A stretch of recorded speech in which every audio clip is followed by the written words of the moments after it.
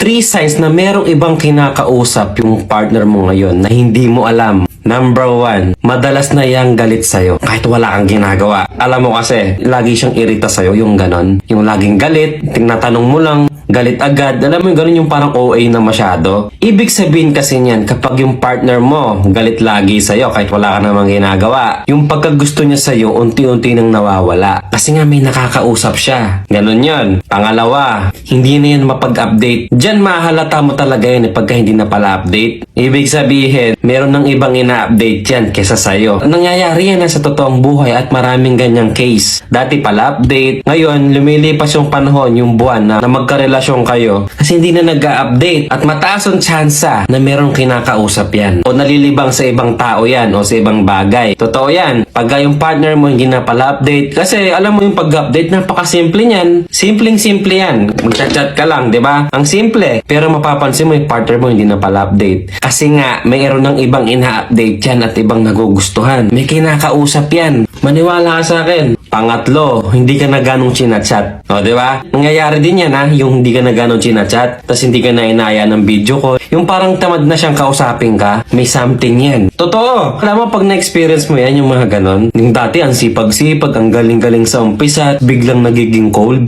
Pagka ganon, pagtuunan mo ng pansin yan, wag mong iwalang bahala. Yung halimbawa, lagi nang irita sa'yo, hindi na pala update, hindi ka na ganong chinachat, dyan nagsisimula yan. Kumbaga, pinaparamdam niya sa'yo unti-unti na mawawala na siya. Huwag ka nagbubulag-bulagan pag may nararamdaman kang something, meron kang instinct na parang may mali. Kadalasan, totoo yun.